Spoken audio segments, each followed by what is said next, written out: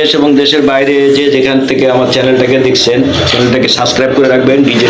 দেশ এবং দেশের বাইরে যে যেখানে আছেন সবাই উসমান হাদির ভাইয়ের মতন করে ভাবেন, এবং উসমান হাদি ভাইয়ের কথা আমারও কথা, যে প্রত্যেকটা গ্রাম বাংলার থেকে যদি একটা করে মানুষ, একটা করে ছেলে যদি সরকারি চাকরি দিত, তাহলে প্রত্যেককেই মনে হয় উসমান হাদি হয়ে জন্ম নিত এবং উসমান হাদির জায়গাটা ধরতে পারত।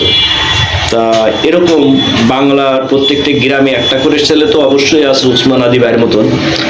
তা বাংলার জনগণ প্রত্যেকেই একটু আবেদন করুক সরকারের কাছে, এবং আমারও আবেদন যে উসমান হাদির মতন ভাইকে যে হারাইছে আমরা খুব শোকাহত।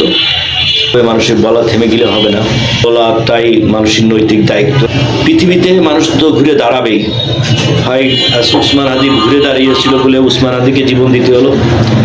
এরকম উসমান হাদির মতন যাতে কারো না হয় সেই প্রত্যাশা করি বাংলার জনগণের কাছে, বাংলার মানুষের কাছে এবং বাংলার সরকারের কাছে, এবং দেশ এবং দেশের বাইরে থেকে যারা আমার এই কথাটা শুনছেন, এবং কথাটা যদি ভালো লাগে লাইক কমেন্ট শেয়ার করবেন।